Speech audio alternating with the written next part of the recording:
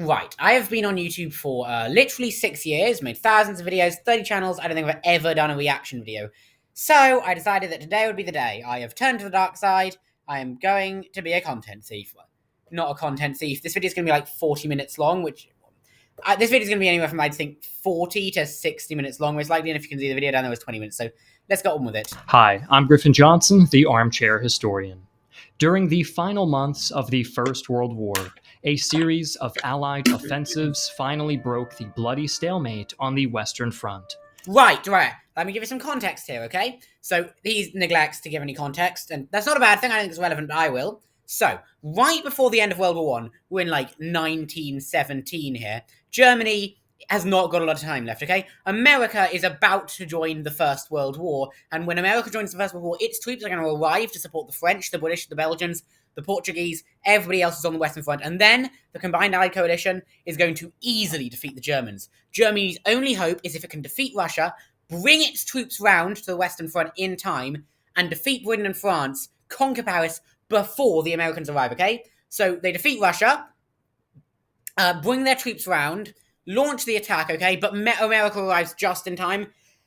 I'm not sure if the Allies would have been able to hold out without America. In my opinion, Germany did not have a guaranteed victory if America never arrived, but they could have won. I'm not sure. I think the Allies most likely would have been able to defeat them without America, but still, it's lucky that America did show up because they defeated them easier. Either way, so Germany launched a series of 5 consecutive offensives against the Allies, and gradually during that time, more and more Americans arrived. And as more and more Americans arrived, fresh American troops that had not been, tired out by the war, what happened was that each German offensive was less and less successful. It gained less and less ground, took more and more casualties. And finally, the 5th German offensive was unsuccessful. Boom! Germany's 5th offensive was defeated. And with that, the Germans, the British, the French, the everybody decided now was the moment to launch their attack. So while Germany was, fallen over, they kicked their enemies while they were down. They assaulted Germany. Boom, Germany didn't have a chance. So the Kaiser was forced to ask the US president for an armistice, and he gave an armistice, and that's where we're at here, okay? The people were absolutely furious because, revolution was also rocking Germany at this point. The Kaiser was overthrown. Actually, the Chancellor of Germany had to tell the people that the Kaiser had abdicated before he actually did, just to calm them down. He said this without even consulting the Kaiser, but the Kaiser has now fled to the Netherlands, abdicated at this point. And what's he also done? Oh yeah, and also an armistice has been signed with the new German government that overthrew him. So that's where we're at this point, okay? Germany has been defeated. Civil unrest in Germany surged while it's demoralized and... Yeah, that's what I was talking about. Civil unrest surged. It actually started in the German city of Hamburg, okay? Basically, long story short, okay? The German Naval High Command didn't want Germany to lose the war. So what they did, they came up with a cunning plan. They were going to attack the British fleet. Now, it was one last all-out attack to see if they could break the British blockade and finally get some supplies to Germany. Now, even if the British blockade that had starved Germany for 4 years had been broken, it wouldn't get, it wouldn't get enough supplies to Germany that they could actually win the war. Germany had been militarily defeated at that point. And the soldiers sort of knew that. The soldiers were like, wait a minute, if we've already gotten to the point where we're negotiating an armistice with the German government, with the American government, we're probably not going to be able to win this war. So they do a mutiny, and while the mutiny fails, the German Naval High Command panics. They're like, oh no, oh my god, what are we going to do? We clearly don't have a very loyal fleet. So they realize, okay, well, the attack isn't going to happen, so they call off the attack on the British Navy. Just one problem, they arrested a lot of sailors, and the people of Hamburg, not Hamburg, damn it, where is it, Hamburg? Kiel. Sorry. I meant Kiel. I'm going to have to replace Hamburg with Kiel for the last couple of minutes that I've been talking. But anyway, as I was saying, okay, Kiel, the people of Kiel launched protests, sometimes revolution, against the, German government, telling them to release the sailors that you've just imprisoned. So they released sailors that they've just imprisoned. They also have a lot more demands. Like, some of them want like a full-on socialist revolution. Some of them have more reasonable demands. Like, for example, some of them want to just, reaffirm the armistice. We're not going to launch any more attack on Germany. Either way, the revolution largely succeeds. Germany actually sends more troops to Kiel to crush the revolution, but that doesn't work. All those soldiers just join the protesters. So by morning, every single ship in the German fleet outside of Kiel has a red flag flying over it. The rebels control Kiel. So then, next Hamburg falls. Within a couple of days, revolution has reached Berlin. Kaiser abdicates, flees to the Netherlands, and then loads of countries declare independence, okay? Poland declares independence. Polish Revolution started in Germany. The Republic of Austria, another city in eastern Germany, declares independence. Bavaria, Saxony, Alsace-Lorraine actually declares independence. Where else declares independence? I think that's it for now. There's like one other place that declares independence, but that's it. Yeah, what happens is the Allies actually go in and they occupy the Rhineland after conquering Alsace-Lorraine. So yeah, that's the civil unrest that he's talking about. Exhausted armies were sent into a headlong retreat. Kaiser Wilhelm II was forced to abdicate in the face of imminent revolution, and on November 11, 1918, the new German Republic signed a humiliating armistice which saw much of its former territory partitioned by the victorious nations. Okay, I'm gonna pause him there. I know it's a nitpicky, and I know he's not technically Okay, so an armistice is an agreement to stop fighting. It's not a peace treaty. It was the Treaty of Versailles in 1920. Well, the Treaty of Versailles was signed in 1919, went into effect in 1920, I think. So anyway, no, it was the Treaty of Versailles that saw Germany lose a lot of territory. Various circumstances had influenced the empire's collapse, but it was the unrelenting pressure from the massive Allied offensives that had proven most fatal. Today, we are taking a closer look at what is known as the 100 Days Offensive, the offensive that ended the German Empire. Yes. Given today's discussion about the fall of the German Empire, sponsor. it's only fitting that the sponsor of today's video is... I called it! Gonna be a sponsor. Ha! Iron Order. Iron Order 1919, a free online PVM subscription for free.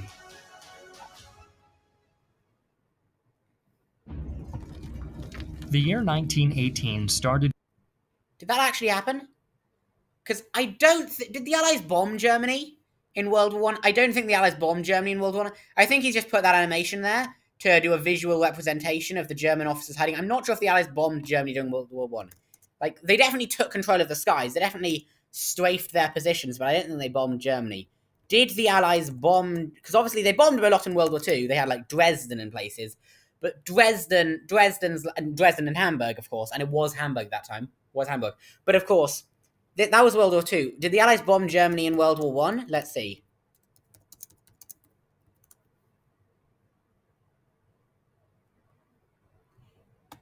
The Allies troops checked the German advance and manned to counteract, as I was saying, driving the Germans back to the Aisne River, wherever that is. I don't know where that is.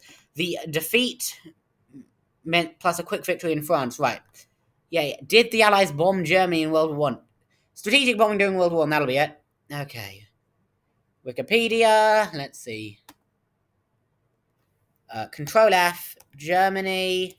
Aha. Carried out by the UK and France for the Entente powers and Germany for the Central powers, okay? A multinational... Oh, give me a second. I just have to pause this. I'm getting a call. Okay, right. So, now my video editing software can only record for like 30 minutes. So I just got to see how long I can record. I've been recording for 11 minutes. Let's see what else we can do. Okay. A multinational air force to strike at Germany was planned but never materialized. Okay, presumably they did do some bombing on Germany then. Let's see. Germany. German strategic bombing. Is this... Okay, this is clearly strategic bombing. Britain. Let's see. I presume they bombed Germany a little bit.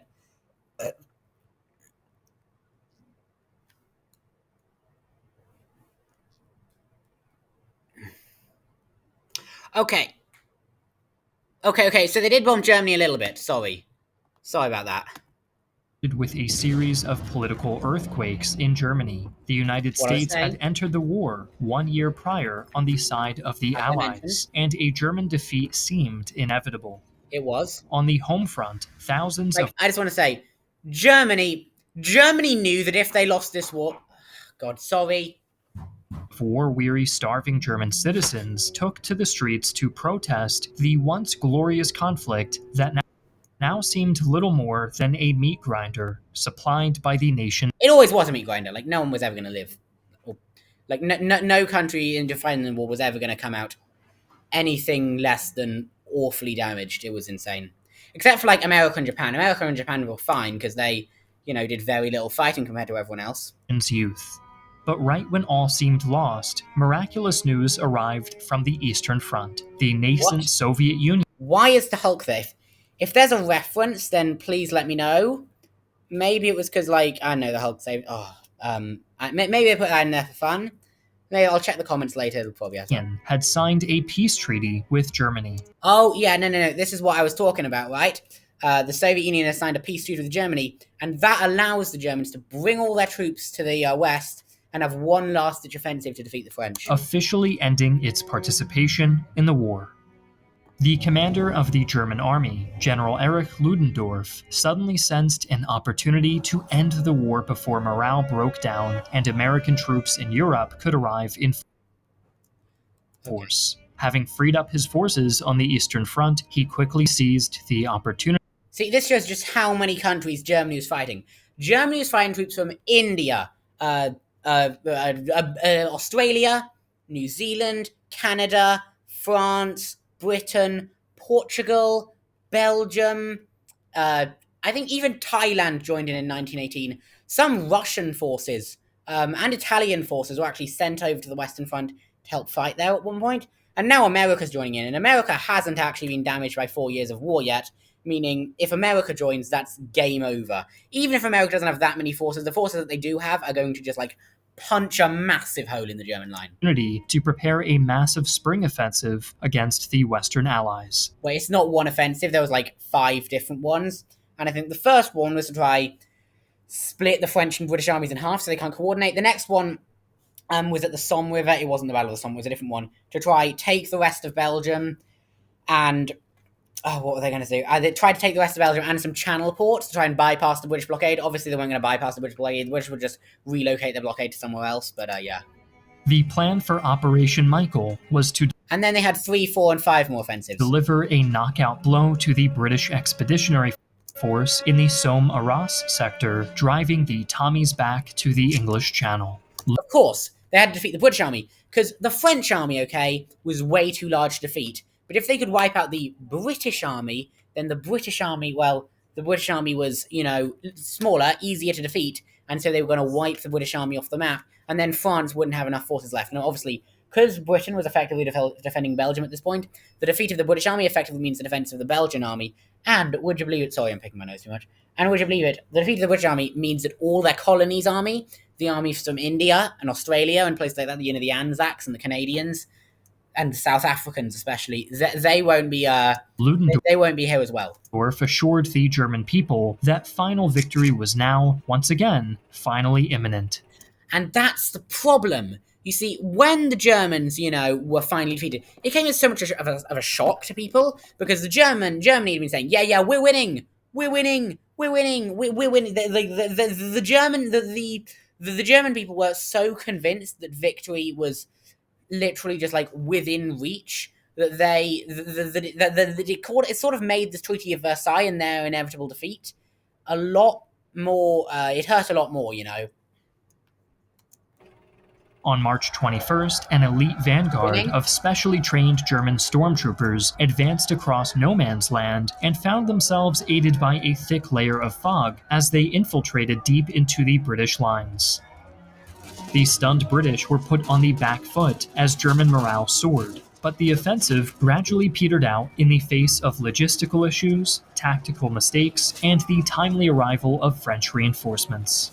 I mean, that's the thing. They caught the British lines off guard. They shelled them with so much artillery, poison gas, launched their attack. By that point, the British survivors were able to surrender. However, of course, that's the thing. It's a case of supply lines. I swear to God, so many invasions fail because of supply line issues. Every invasion of Russia failed because the invaders advanced so fast, they outran their own supply lines, starved to death, okay? and obviously the Russian winter as well. The French invasion of Portugal, 1809 or 1808, something like that, or 18 or early 1800s. Okay, French invasion of Portugal failed for that reason. Okay, Greek invasion of Turkey, 1920, failed for that reason. And now, of course, the German invasion of France, 1917, has failed. 1918 failed for that reason. Unwilling to concede, an agitated Well, they can't concede. They can't. Ludendorff doubled down and launched a series of increasingly costly and incoherent follow-up offensives, which, although they saw tactical successes, ultimately failed to achieve operational breakthroughs. I mean, and that's the thing, an operational breakthrough. The Allies here don't have to win, they have to mitigate their own losses. So long as even if they allow Germany to take some territory, so long as they just generally contain Germany mostly, Germany needs a breakthrough here. So the objective for the Allies is just to stay alive, okay? If they can stay alive until their American reinforcements show up here, they'll be fine. They don't have to, prevent Germany from taking too much territory or something, although that would be nice. When the dust had finally settled on July 18th, the exhausted and stretched out Germans had suffered some 700,000 casualties, while the Allies had to contend with a combined loss of nearly 865,000 men of their own. However, who can replace those troops better, okay? Who can replace those troops? Is it the Germans or is it the Allies, okay? Because the Germans have, them and maybe Austria to go through. And while they do have quite large empires, the Belgians have the Congo to conscript troops from. The French have West Africa. The British have another good chunk of Africa, like 40% of Africa or something. And they also have the Americans showing up. The British, I think, lost a lot. No, I'm not sure. No, the Allies combined took more forces, lost more forces than Germany during World War I. However, they could replace those losses, unlike Germany. Although a numeric victory, the depleted German Empire could ill afford to replace their losses, while the Allies could count on 250,000 fresh American troops arriving on the continent each month. To make matters worse, so in 4 months, they're going to make back what they lost fighting back Germany, and in 3 months, they're going to make back what Germany lost. The onset of the Spanish influenza hit the German lines hard. The Spanish flu, okay, now, did not come from Spain, okay? It started in, Kansas, and then the Americans brought it to France, which is how it spread to all the other countries. And then, of course, all the troops that are now in France fighting World War I are going to go back to their home countries and bring it to their home countries, okay? So, and the other theory is it started in China. The first recorded case, I think, was in Kansas, though, so... hard, with over 1 million soldiers falling ill between May and July alone. And see, that's the thing in war. That in war, most people, at least back then, I'm not sure if, sanitation services has gotten better since then, probably has. Most people died from disease, okay? I promise you, look up the casualty rates for any war ever, except for, some modern conflicts. The majority of people die from disease, okay? That's one of the reasons the Ottoman Empire was so good at sieging cities. The Ottoman Empire knew how to prevent disease. The Ottoman Empire's strategy for preventing disease was burn the bodies. The second anybody dies, don't care who they are, don't care which side they're on, burn the body immediately before any disease sets out. And also, whenever they have water, okay, before you drink a glass of water, or a mug of water, heavily scrutinize that water. You gotta really analyze it to make sure there's no germs in that, because germs often spread through water. And when, on July 20th, French units under General Ferdinand Foch forced the battered Germans to retreat from the River Marne, the stage seemed set for the Allies to pull an Uno reverse card and embark on an offensive of their own. The Marne was the place where twice the Germans defeated. Germany had probably had 2 chances to occupy Paris. The first was in 1914, before the Allies could really get their act together. They were stopped at the Marne. The second time was obviously in 1918, 4 years later. Also, they were stopped at the Marne. So, the Marne seems like a curse for Germany, although they did cross it in 1940. Gathered at the town of Bonbon, the Allied commanders agreed to a series of limited attacks across the front. What I think they're going to do is launch the limited attacks to test, okay, how strong are Germany? How realistic is it that we can attack them properly? and then once they realize, oh no, we've got them on ropes. If those few short attacks go well, they're going to just like launch a massive offensive to just sweep them off the board. Knocking all your opponent's wrist pieces go. Okay. Not sure if anyone else has played Risk. Probably some of you. No. This is kind of what you'd launch probing. Amiens salient was to be the site of the first push, as the open and hard terrain there was considered to be especially favorable for tank maneuvers. Because they've got this now. The Allies are under no pressure, okay? The Allies know for a fact that Germany has no chance of winning this war. So really, if they just sit back, don't bother to attack and have fun, they're under no time limit, okay? Germany is slowly starving because of the British attack. The Germany has no chance of launching any successful further offensive.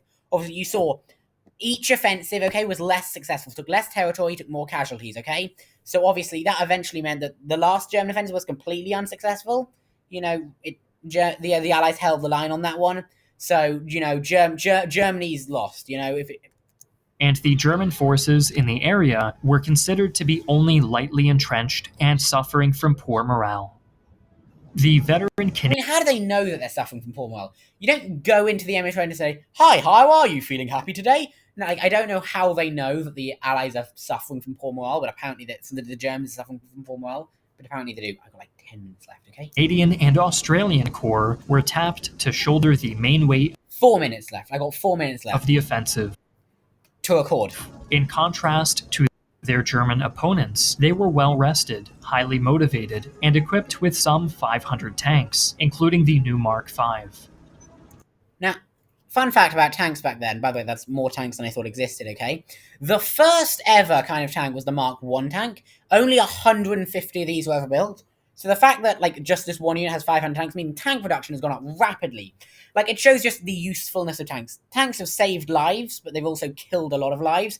It actually, and I'm not and this is, a lot of people were reluctant to do tanks. If people, were willing to fund tank building projects would have, happened a lot earlier. Austria-Hungary could have built the first tank ever, but they just couldn't be bothered to fund it because they just didn't think it would work that much. And I can understand, had I never seen a tank before, I probably wouldn't have that much faith in it. I don't think they could successfully build it. It's the kind of thing that doesn't really work, but in practice. But I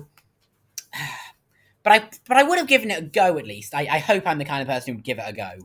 In addition, the attack would be supported by a well-prepared mass of artillery and would enjoy clear air superiority. And that's the thing. One of the key things, okay, air superiority. Air superiority allows you to bomb the enemy lines, and there's pretty much nothing they can do about it unless they got substantial anti-air guns. And obviously, preconceived barrage of activity. Sorry, I'm making you to be quiet.